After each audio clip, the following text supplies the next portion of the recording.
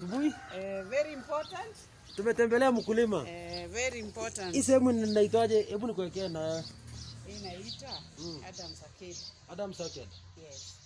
So wakulima ninawaambia at Eugene Poultry Farm Limited, hapa ndio itakuwa demonstration yetu ya upande ya watu wa Ngong Road hapa, watu wa kutoka Prestige hapo chini, watu wa East Environs hapa.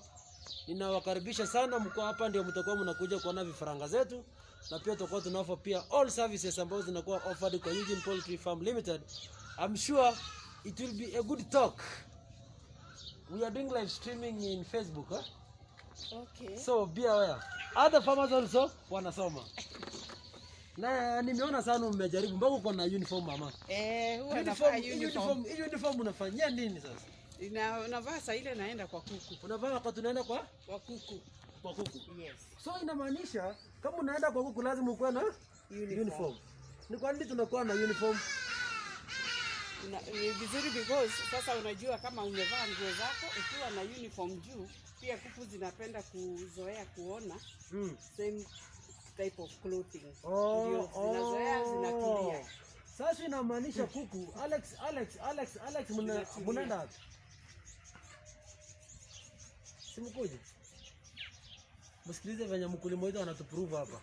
Anasema hivi, ukikuwa na cloth type moja, kuku inazoea hiyo type moja. Inamaanisha sisi tukienda kwa hiyo nyumba ya kuku na clothing different itazipatia stress.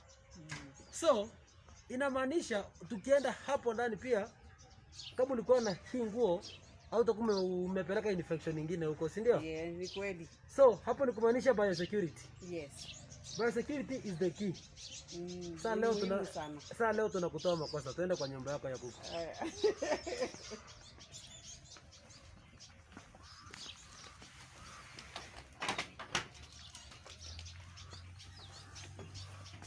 Hapa chini pia kuna kuku.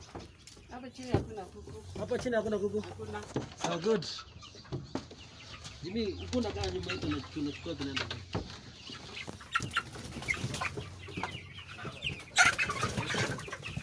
Hiyo.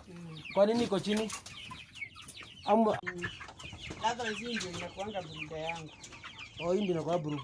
Yes, but because it was empty. Bruda yako. Because it was empty, nikazileta pande hii.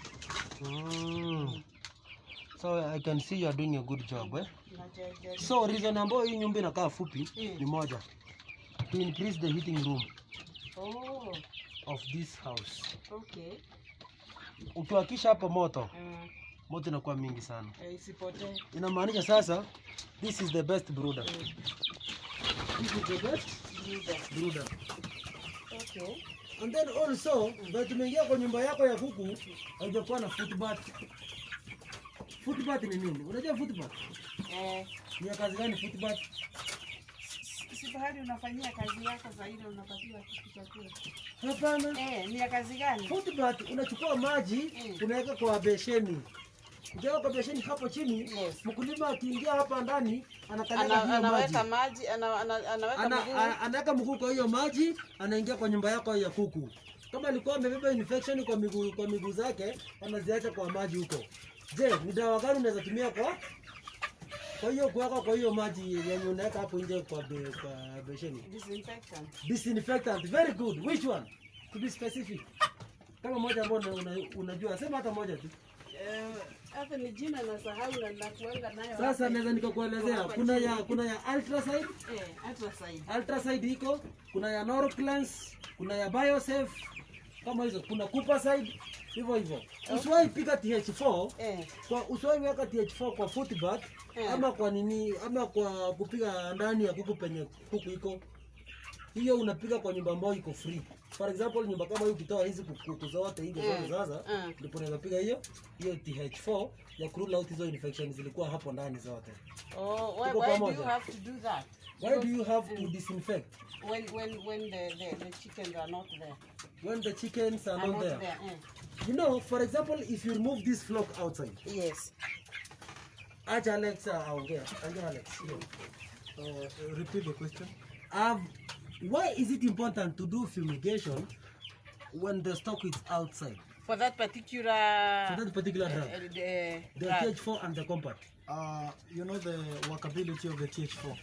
But you know, when we are doing a regular disinfection, Yes. we have Cidols and other broad spectrum disinfectants. Yes. The Cidols are, for example, when we talk about the Ultracide, we talk about the Coopacide, the broad spectrum and activity is low when you compare to TH4. Oh. So they just, when we talk about this, they just interfere with the chemoreceptors of the insects.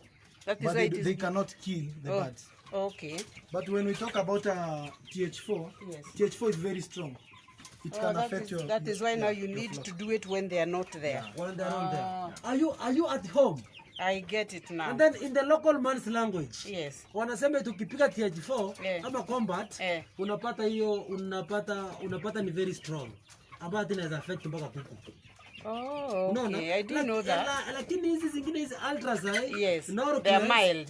Hizo ni ndogo kabisa. Hazina shida. Hata unaweza weka hata kwa drinking water. Oh. Hata ukisema hapo imeandikwa drinking water. Are we together? We are together. And then also apart from that one, yes, hapo kwa disinfection. How regularly should you do your disinfection?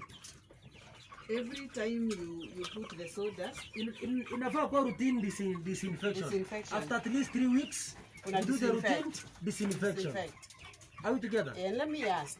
When I'm disinfecting after every 3 weeks, if the chickens are there, that is when I need to use the mild one. The mild one. Okay. Yeah. When the cuckoos are just inside here. Okay. Because hauta sema tuna change sawdust, utoe kuku zote nje. Hapana, mwizi anaweza iba. Kwa maana hapa tunaenda kuweka kuku more than 2000. It is true. Hapa ndani. So kama ni more than 2000. Yes. What are we targeting? We are targeting only one thing. Yes. We should have a good biosecurity measures to safeguard and run the farm. Because once we win biosecurity, we are fine. And then also, some of the people, mtu kama wewe, utasema hizi kuku zako zinahara damu. Zinatoma vinakaya damu, si ndio? Kwa nini?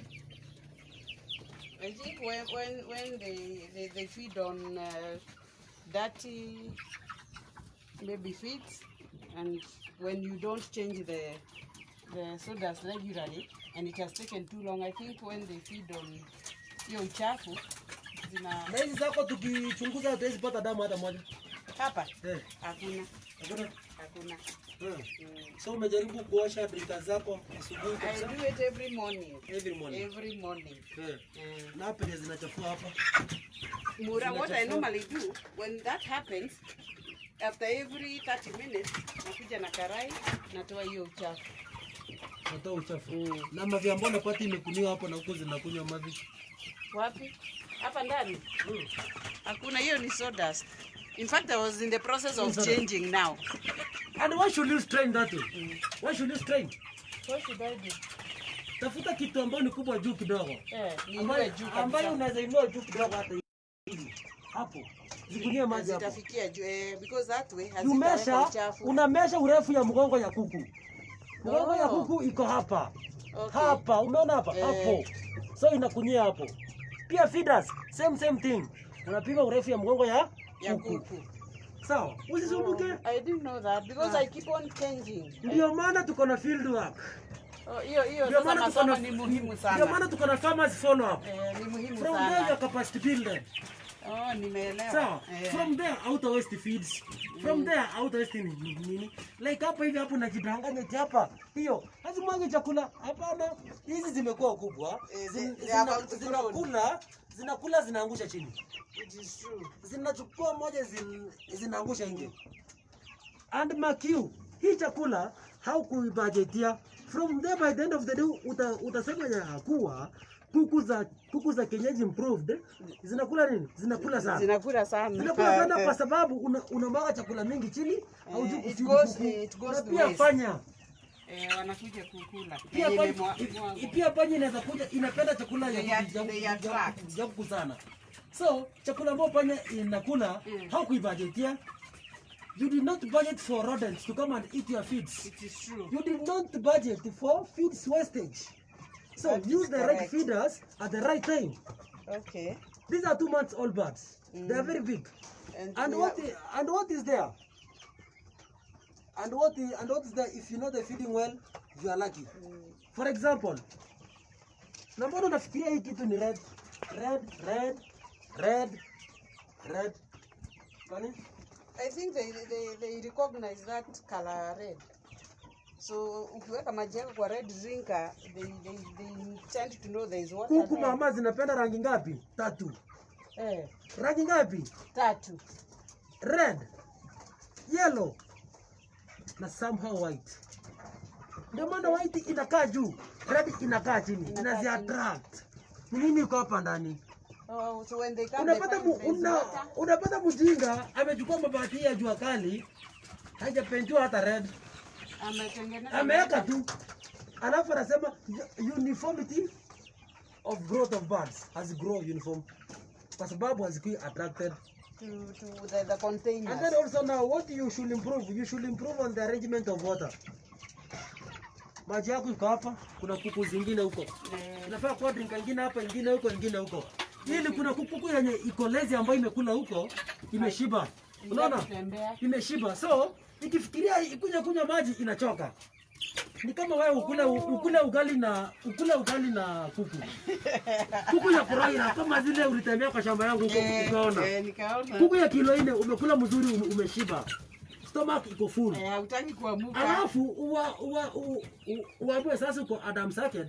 Sasa nataka kwenda kunywa sasa maji sasa China Center. Utaenda kweli? Sitaenda. Ndio maana utapata hapa kuku zingine, unapata hata chakula hata ikui digested na crop inakuwa ngumu. Na mara nyingi ukitupigia tunakuelezea sasa hadi kuliparaffin, kwa hiyo maji kidogo isaidia kwa digestion. Umeelewa mama? Nimeelewa. Arrangement of water. Of the water. Have you learned something? I have learned something. Which I did not know. Yeah. It has been of very use to me. Because now from today going forward, I know how to arrange the water. Because according to me, I was just saying, let me just put them aside so that if they have to litter this place, it doesn't happen in no corner. Very good. So to me hapo ndio tungefikia. And then tell farmers your name. And then also say something about our visit. Yenye tumekufollow up leo. Wacha kwanza muone hapa ndio tuko. Kuna sehemu nyingine hapa? Kuna sehemu. Kumbe kuna sehemu mingi hapa. Kuna sehemu mingi sana. Kwani hii nyumba ni kubwa? Kuna zingine hapa ndani. Ingia wewe peke yako ndani. Sisi hatuingii ndani.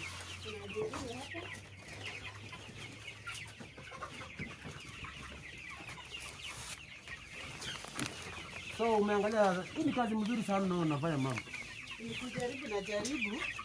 I'm just starting. You're just starting, huh? I'm just starting. I'm learning. Kuku ni mali. I'm learning.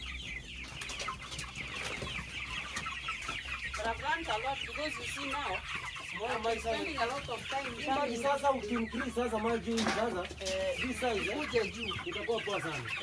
Yeah. And then also you arrange all the feeders and the drinkers. Okay. Or that one should be near the drinker so that when the feeder. Hata hizi zinafaa kwa hivi. Zinakula from there, it will accommodate so many cuckoos. Than when it is on the ground. Than when it's on the ground. You know, on the ground, it is like I don't know how to use on the ground inachafuka sana. Lakini ukiraise hivi haitachafuka. Kwani soda gani utatoa hapo chini kuja toka juu? Haiwezi. Once it is raised that way, and capacity building is the major key. Very, very important. Nimesoma quite a lot. Umesoma sana sana. Sasa now from today going forward, tutabadilisha. Hiyo ndio maana ya feel busy. That's what I see you as visited you today. So that now we want to end up our video. So we want to end up our live streaming, Yes. And then now we talk business now. Okay. Now tell farmers your name and then also the report which you have gotten from us now. That way, and then we move. My name is Margaret Wanjiru Shega. I'm very happy to be visited by Eugene Poultry Farm. I have learned a lot. There are quite a bit of things that I was not doing right. And I have learned a lot from the visit. And from today going forward, I'm going to do a lot of improvements so that my birds grow properly, and I also minimize the wastage of feeds. and I'm very happy for the visit. It was very, very educative. So from there now, to conclude, Margaret, Yes. you have my full support as Eugene Poultry Farm Limited stand. Yes. And me, what I can tell you that there is a very high demand of birds in all ages, Yes. and our capacity of our brooder is not withstanding that. It's why we encourage farmers who are keeping birds to not lose even birds. I will fail in the supply of my partners whom I give meat. I will fail to give farmers birds at the right time if the birds dies. Yes. So it's why we encourage that if we follow up you, we teach you well, we mentor you well, I'm sure you grow well. Tukishikana mkono, tunaweza enda mbali sana. Tutaenda mbali. So farmers, stay safe at home, sanitize. Hivyo hii corona tuiombe, Mungu atatubariki. Atatubariki na Thanks a lot, itaisha. thanks a lot, thanks a lot, thanks a lot cameraman Jimmy.